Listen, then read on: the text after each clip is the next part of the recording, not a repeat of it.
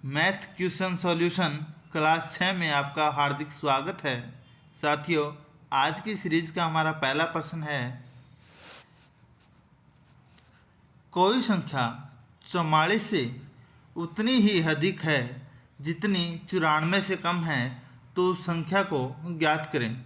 तो साथियों, ये सभी प्रश्न किसी न किसी भर्ती प्रतियोगिता परीक्षा में पूछे जा चुके हैं, तभी मैंने इसमें ये क्वेश्चन जोड़े हैं। तो साथियों, इस प्रकार के क्वेश्चन को कैसे सॉल्व करेंगे अपन देख लेते हैं। सबसे पहले हम क्वेश्चन को समझने की कोशिश करेंगे कि कोई संख्या, अपने पास दो संख्याएं दे रखी है 44, कोई संख्या 44 से उतनी ही अधिक है जितनी कि 94 से कम है।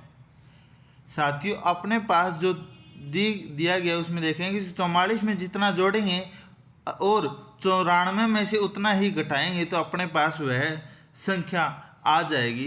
तो अपने पास ऐसा क्या जोड़े 44 में से कि, और ऐसा क्या घटाएं 44 में कि वो हमारे पास संख्या प्राप्त हो जाए। तो मैं आपको साथियों, ये सीरीज बनी है, इसको सोल्व करता हूँ। तो सोल्व कैसे करेंगे साथियों, कि अब ये हो गया x और इधर का x बराबर की साइड से इस तरफ आ गया, तो ये भी हो गया प्लस का x बराबर 94। ये 44 प्लस के हैं, इधर जाएंगे बराबर से, तो कितना हो जाएंगे 44। तो x और x कितने हो गए 2x। 94 में से 44 घटाएंगे तो 4 में से 4 गए 0 और 9 में से 4 गए 5 हमारे पास आ गया। तो x का मान यहाँ पे क्या आ गया 50/2 बराबर 25।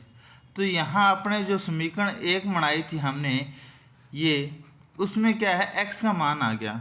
तो ये क्या कह रहा है, 44 में हम अगर 25 जोड़ेंगे और 94 में से अगर 25 घटाएंगे तो अपने पास वही संख्या आ जाएगी। तो देख लेते हैं क्या हमारा सही है। तो साथियों, 44 में से अगर हम 25 जोड़ें तो अपने पास आते हैं 5 और 4 9 और 4 2 6 69, और 94 में से अपन 25 घटाएंगे तो क्या वह संख्या 69 आएगी। तो 14 में से 5 गए 9 और 7 में से 2 गए 6। तो अगर साथियों दिए गए प्रश्न के अनुसार 44 69 वह संख्या है जो कि 44 से उतनी ही अधिक है जितनी कि 94 से कम है, तो इसका सही आंसर क्या आ जाएगा साथियों, ऑप्शन डी 69। चलिए बढ़ते हैं हमारे अगले प्रश्न की तरफ। अगला हमारा प्रश्न है साथियों, दो संख्याओं का योग और अंतर का अनुपात 12:5 है, तो उन दोनों संख्याओं का अनुपात ज्ञात करें। तो साथियों, ऐसे प्रकार के प्रश्न को कैसे करेंगे तो देख लेते हैं। हमारे पास दो संख्या कौन कौन सी है, पहली संख्या a है और दूसरी संख्या b है। तो साथियों दिया गया है दो संख्याओं के योग, तो अपन देख लेते हैं दो संख्या a प्लस में b तथा दो संख्याओं का अंतर a माइनस b बराबर अपने को कितना दे रखा है 12/5 दे रखा है। इस प्रकार से हम इस क्वेश्चन को लिख सकते हैं। तो उन दोनों संख्याओं का अनुपात ज्ञात करें। तो साथियों हम वज्र गुणा करेंगे। वज्र गुणा होता है ऊपर से नीचे वाली संख्या को बराबर से, और इस तरफ वज्र गुणा कहते हैं इसे। तो वज्र गुणा करने पर यहाँ पे आ जाएगा 5a प्लस में 5b बराबर 12a माइनस 12b। ये आ गया। अब हम कैसे करेंगे, a को एक तरफ और b को एक तरफ कर लेंगे। तो यहाँ पे साथियों क्या करेंगे 5a माइनस, क्योंकि ये जो इस तरफ प्लस की है वो बराबर को उस साइड जाएगी तो माइनस हो जाएगी, तो कितना आ जाएगा 12a, तथा यहाँ पे है माइनस के 12b और ये प्लस के 5 भी है वो उस तरफ जाएंगे तो माइनस के क्या हो जाएंगे 5b।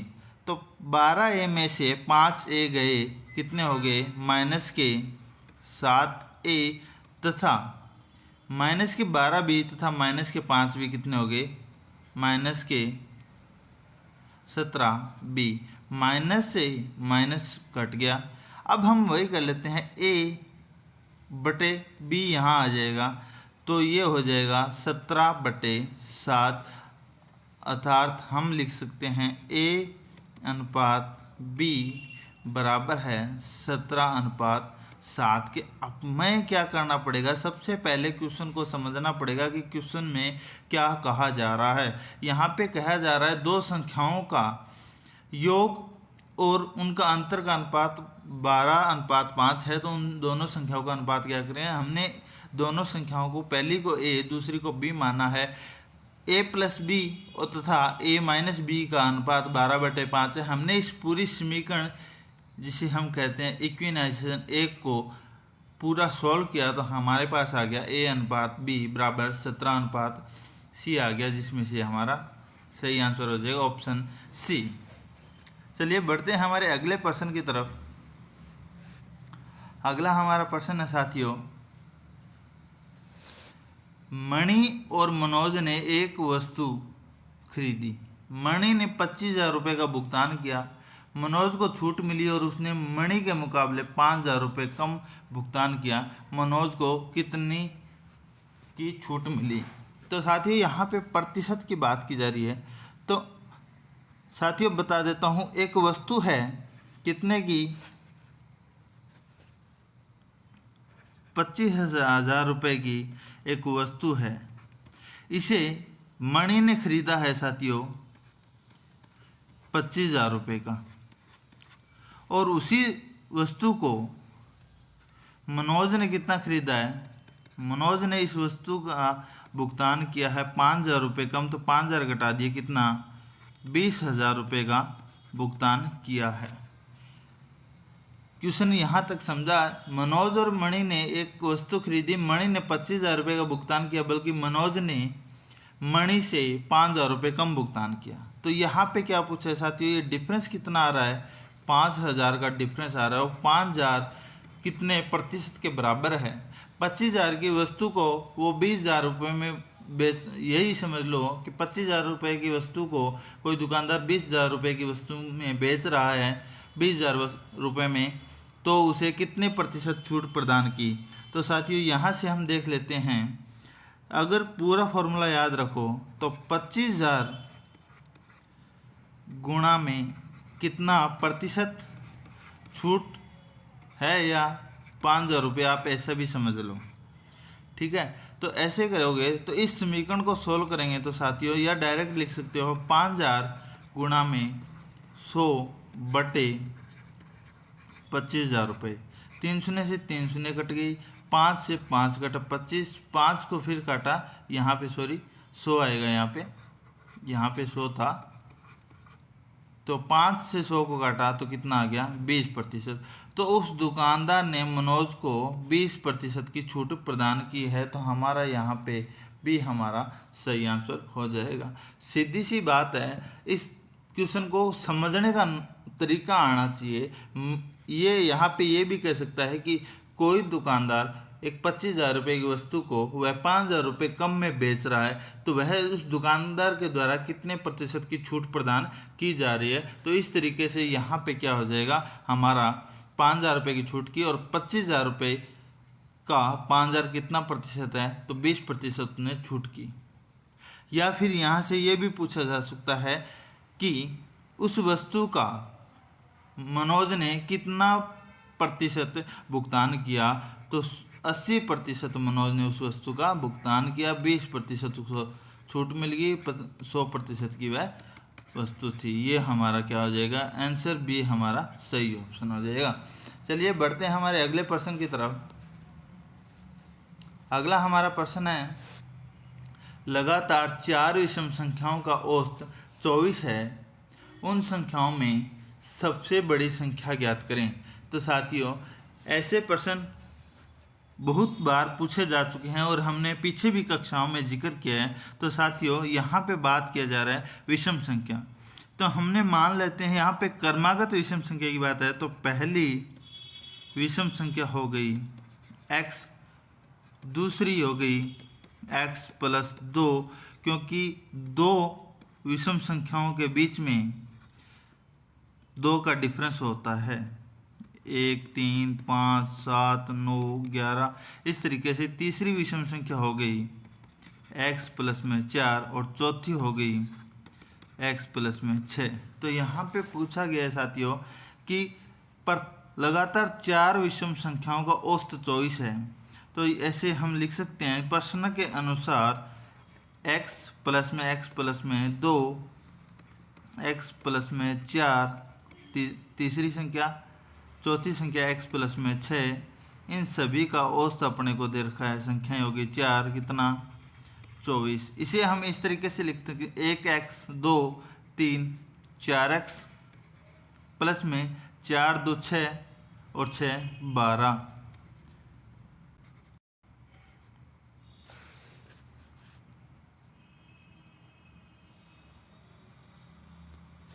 यहाँ पे हम लिख सकते हैं 4x प्लस में 12 बराबर 24 गुणा में 4। अब साथियों यहाँ पे क्या दे रखा है, 4x प्लस में 12 बराबर 96। यहाँ पे हमारे पास मान आ गया 4x बराबर 96 माइनस 12, क्योंकि ये प्लस का 12 इस तरफ जाएगा माइनस हो जाएगा। तो 4x बराबर कितना आ गया 84 हमारे पास मान आ गया। अब साथियों x का मान निकालेंगे, तो x का मान निकालेंगे तो यहाँ पे हो जाएगा अपने पास 84 बटे 4। 84 में 4 का भाग देंगे तो 4 दुए 8 और 4 एकम 4, 21 चौके 84। तो पहले संख्या हमारे पास क्या आ गई साथियों 21 आ गई। 4 लगातार विषम संख्याओं का औसत 24 है, तो उनमें सबसे छोटी संख्या हमने x माना है और वो कितनी आ गई 21 आ गई। तो सबसे बड़ी संख्या पूछी है, तो साथियों सबसे बड़ी संख्या 21 में से कितना कर देंगे 21 प्लस में 6 बराबर कितना हो जाएगा 27। हमारा सही आंसर आ जाएगा, ऑप्शन बी हमारा उत्तर हो जाएगा। तो यहाँ पे हो जाएगा ऑप्शन बी। पहली लगातार 4 विषम संख्याओं का औसत 24 है, तो उनमें से सबसे बड़ी संख्या 27 होगी, सबसे छोटी संख्या 21 होगी। तो इस प्रकार से इस क्वेश्चन को सोल्व कर सकते। अगला हमारा प्रश्न है साथियों कि प्रकाश और प्रवीण एक साथ काम करके किसी काम को 4 दिन में पूरा कर सकते हैं। प्रवीण अकेले उस काम को 6 दिन में पूरा कर सकता है। प्रकाश उस काम को अकेले कितने दिन में पूरा करेगा। तो साथियों इस प्रकार को के प्रश्न को सोल्व करते समय हम बात करते हैं कि प्रकाश और प्रवीण किसी काम को 4 दिन में पूरा कर सकते हैं और प्रवीण उस काम को 6 दिन में अकेला पूरा कर सकता है। तो साथियों हम लघुत्तम निकाल के हम कुल काम मान लेते हैं कि कुल काम 12 है। प्रकाश और प्रवीण हम जब क्षमता की बात करें प्रतिदिन के हिसाब से, तो 12 में 4 का भाग देंगे तो प्रकाश और प्रवीण दोनों मिलके एक दिन में 3 काम करते हैं और 4 दिन में उस काम को पूरा कर लेते हैं। टोटल 12 काम है। प्रवीण अकेले उस एक दिन में काम करता है 2। लघुत्तम कितना आ गया। जब साथियों दोनों मिलकर एक दिन में 3 काम करते हैं और प्रवीण एक दिन में 2 काम करता है, तो दोनों का डिफरेंस क्या आ गया 1 आ गया। तो यहाँ पे जब साथियों प्रवीण और प्रकाश दोनों में से जब प्रवीण की क्षमता घटा देंगे तो अपने पास क्या आ जाएगा, काटेंगे तो यहाँ पे प्रवीण बच जाएगा। तो साथियों 3 में से 2 घटाए तो ये क्षमता किसकी आ गई, प्रकाश की क्षमता आ गई। अर्थात प्रकाश अकेला एक दिन में 1 ही काम करेगा। तो वह टोटल काम कितने हैं 12 है। तो प्रकाश की क्षमता होगी, टोटल काम है 12, प्रकाश की क्षमता है 1 काम प्रतिदिन। तो उत्तर हमारा क्या आ गया 12 आ गया। इस प्रकार से हम प्रश्न को सोल्व कर सकते हैं। अगर प्रकाश और प्रवीण मिलकर किसी काम को 4 दिन में पूरा कर सकते हैं और प्रवीण अकेले उसको 6 दिन में पूरा कर सकता है, तो प्रकाश को वह काम करने में कुल 12 दिन लगेंगे, क्योंकि प्रकाश की कार्य क्षमता 1 काम प्रतिदिन के हिसाब से है। तो ये हो गया हमारा आज का क्वेश्चन। अगर साथियों मेरी यह वीडियो आपको पसंद आए तो मेरी वीडियो को लाइक और शेयर ज़रूर करें और मेरे यूट्यूब चैनल IT एक्सपर्ट को सब्सक्राइब ज़रूर कर लें। मिलते हैं हमारी अगली क्लास के अंदर मैथ क्वेश्चन के टॉप सॉल्यूशन के साथ। धन्यवाद।